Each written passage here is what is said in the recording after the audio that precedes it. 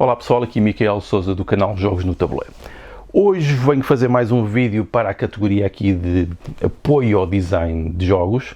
Eu já fiz um vídeo que por acaso até ficou na categoria dos jogos sérios, porque eu ainda não tinha criado esta categoria de design de jogos, especificamente um vídeo sobre o MDA, o Mechanics, Dynamics and Aesthetics, que até hoje tem sido, eu até prefiro, e se calhar vou voltar nessa formulação de Zubeck, que é o Mechanics, Dynamics and Experiences, ou seja, mecânicas, dinâmicas e experiências. Provavelmente eu vou voltar a isso em breve, eventualmente, para reformular, porque é um vídeo importante e para pôr nesta categoria. Mas hoje, o que me traz aqui é outra abordagem distinta. Esta abordagem, o MDA, como referi, parte dos mecanismos ou das mecânicas, consoante a abordagem que queiram fazer. Parte então do lado mecânico do jogo para chegar às experiências. E eu hoje venho trazer o Narrative Driven Design, ou seja, o design conduzido ou definido pela narrativa. O que é uma abordagem bastante diferente, ou seja, nós não começamos com o sistema mecânico, começamos com a narrativa. E onde é que nós podemos ver um exemplo disto? E eu começo logo por esta questão, onde é que nós podemos ver? Porque se vocês pesquisarem por este tipo de abordagem, ela está relativamente disseminada bastante, mas não encontram muitos exemplos práticos. Ou seja, como é que nós fazemos isso? E o exemplo prático é este. Estes livros, As Aventuras Fantásticas, na versão em português. Porquê? Porque, para já muitas pessoas já devem ter visto isto, ou experimentado, ou jogado, mas mesmo que não tenham, tem aqui uma coisa fácil de ver, se conseguirem encontrar algum, e provavelmente alguns até estarão disponíveis online. Porquê? Porque vemos a implementação disto e ainda por cima vemos a implementação daquilo que nós chamamos do branching narrative, ou seja, a narrativa ramificada. O que é isto? Isto é uma história de uma aventura em que o jogador, lá está o leitor, que é jogador, vai decidindo o que fazer ao longo do livro. Então vamos ver aqui alguns exemplos. Vamos começar aqui pela página 1. Não é propriamente a página 1, mas é o início. Então o jogo começa assim. O livro, lemos isto e tal, chegamos aqui à parte final e depois isto está dividido por capítulos numerados e nós chegamos aqui a esta parte e temos de tomar uma decisão. Ou seja, decidimos o que é que queremos fazer. Se vamos para um lado ou se vamos para o outro e dá-nos um número para onde queremos ir. Isto já começa a aproximar o que é isto do design definido por narrativas. Que é, temos uma narrativa construída e então vamos dividir essa narrativa e depois podíamos seguir a definição dos 3 atos ou dos 5 atos, em que o primeiro ato de introdução serve para expor o contexto onde a aventura está a ocorrer ou para apresentar a nossa personagem ou o contexto ou quer que seja. Podemos fazer essa divisão, mas depois temos de fazer em mais pequenas divisões associadas às decisões que devem ser tomadas.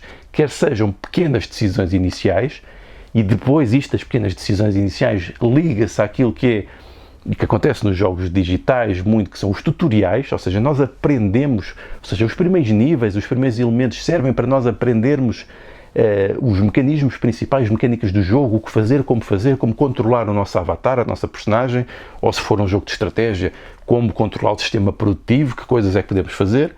Nos jogos de tabuleiro não é tão assim, porque isto não é tão evidente, embora alguns jogos já comecem a fazer com que o primeiro período do jogo seja mais dado a conhecer os mecanismos. Isto ajuda a entrar e a reduzir a barreira de complexidade de entrada no jogo, mas isto coincide com a estrutura narrativa em que são as personagens apresentadas, ou seja, no início, os personagens ou narrativa, ou o que for, coincide com o primeiro ato, em que nós vamos então fazer coisas para nos ambientarmos com o sistema e depois podermos, de facto, mais conscientemente tomar as decisões que aparecem mais à frente nos outros atos e depois então preparar-nos para essas decisões, onde, por exemplo, existe o clímax ou o desfecho do jogo, que são aquela grande decisão, aquela grande sequência de decisões que vai levar a narrativa para um lado ou para o outro, que vai terminar o sucesso ou insucesso, ou uma transformação grande na própria história, na narrativa, ou então na própria personagem. Qualquer coisa deste tipo. Portanto, isto pode acontecer num jogo, isto é feito de um ponto de vista de progressão, mas o Narrative Driven Design prepara-nos para isto. Como? Pegando então na obra e dividindo-a em pontos de decisão e ramificação. E é agora que eu vou buscar aqui a minha o meu quadro para dar um exemplo mais prático disto. Então vamos pensar aqui numa estrutura narrativa. Nós temos aqui a história de uma personagem que tem uma série de atributos e isto vai sendo definido no início. Portanto, pomos aqui um ponto de decisão e podemos ver aqui o mecanismo do point-to-point movement para nos ajudar a interpretar isto. Então temos aqui duas decisões. Ou seja, esta personagem vai, por exemplo, treinar a sabedoria ou a força. E então ela vai para este novo estado. Depois, por exemplo, aqui tem uma decisão, vai por um caminho ou vai por outro. E isto começa depois a ramificar. E depois temos isto aqui, por exemplo, num primeiro ato, que seria, por exemplo, uma apresentação em que isto vai definindo a nossa personagem, nós vamos construindo, vamos dando as armas, sei lá, qualquer coisa assim do género, mas podia ser um país e depois estas ramificações podem unir, que é uma coisa que acontece, por exemplo, muitas vezes e ajuda os designers a controlar a narrativa, que os jogadores vão tomando decisões, mas depois acabam por confluir para certos pontos. No entanto, nós podemos ter isto a divergir totalmente sem haver pontos de ligação e isto é que é depois a narrativa com ramificações, o branching. Ou seja, elas podem não unir ou podem não se alinhar. Imaginem que se fosse linear, vou fazer aqui em cima, seria sempre assim, não havia propriamente aqui muitos pontos de decisão, embora por vezes alguns designers façam isso e depois dá a sensação que está scripted, não é? Que está completamente definido, mas o que nós queremos não é isso. Nós queremos definir, por exemplo, em atos, por exemplo, o clímax pode estar mais para aqui, ou o desenlace, e sei lá, pomos aqui o fim, dividimos nos atos que queremos, consoante 3, 5 ou o que queiramos, e depois então vamos fazer a nossa árvore com os pontos, e depois podemos ter aqui vários fins possíveis, ou então o jogo até pode acabar, por exemplo, aqui. Imaginemos que a personagem aqui, por algum motivo, falece. E isto pode acontecer. Pode não ter um fim, ou pode ter um fim mais ou menos poderoso. Portanto, fazer estes mapas, como se faz, por exemplo, quando se está a construir uma narrativa para cinema, para uma série de televisão, mais ou menos é a mesma coisa. Portanto, nós podemos fazer este tipo de coisas, podemos pôr aqui a narrativa a parar em certos caminhos, que é quanto mais complexa, quanto nós queiramos, mas o importante é que estes pontos sejam pontos de decisão que estejam normalmente associados a pontos de tensão na narrativa. E isto acaba por ser uma modulação da narrativa, assim de um ponto de vista mais mecânico, que depois pode ser feito de múltiplas maneiras num contexto de um jogo. Por exemplo, muitas vezes é uma carta em que tem, sei lá, uma imagem, tem um texto e depois tem a opção A ou a opção B. Pode ser feito desta maneira. Ou então, se for um digital, isto aparece num ecrã depois de um vídeo ou alguma coisa. Isto pode ser feito assim e hoje em dia também temos muitos jogos de tabuleiro.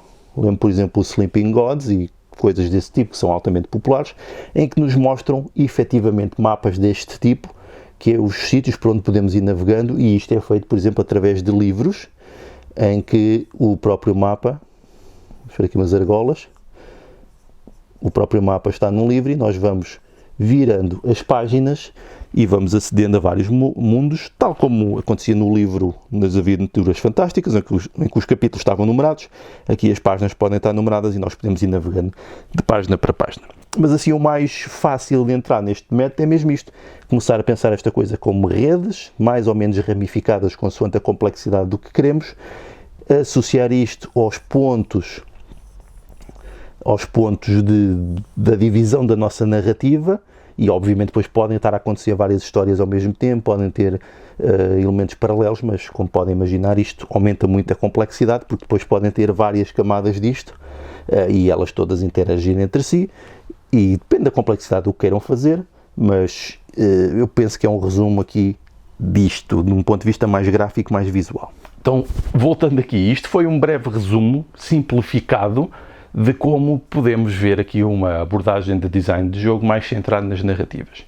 É perfeitamente compatível com, por exemplo, as outras abordagens também centradas nos mecanismos. Imaginem que nós fazemos então a nossa árvore de decisões narrativas e depois vamos ver então mecanismos para implementar isso, ou seja, para garantir que o jogador ou os jogadores que estão a interagir com o sistema de jogo têm então modos ou métodos para se fazerem isto de modo interativo e vimos como, por exemplo, até o sistema Point-to-Point Movement, que é um mecanismo, é um modo de representar estes pontos de decisão numa árvore, que depois também é usado também para muitas outras coisas, como por exemplo árvores tecnológicas e afins, e depois vemos que todas as coisas acabam por se interligar naquilo que é a implementação prática ou uma reflexão mais abstrata sobre aquilo que é o modo como conceber o jogo, quer seja mais mecânico, quer seja mais narrativo, mas no fundo há lá muita coisa de semelhança, por isso é que esta separação entre ludologia mais ligada ao lado mecânico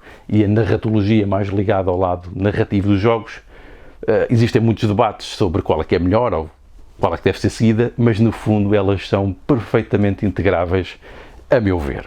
Depois depende do grau de intensidade que se dá a cada uma delas. Pronto, fica aqui o resumo daquilo que pode ser uma abordagem direcionada ou conduzida pela narrativa. Espero que possa ser útil. É uma coisa simplificada, mas pelo menos acho que já serve para introduzir e para termos pelo menos aqui uma base para começar. Então vá, adeus!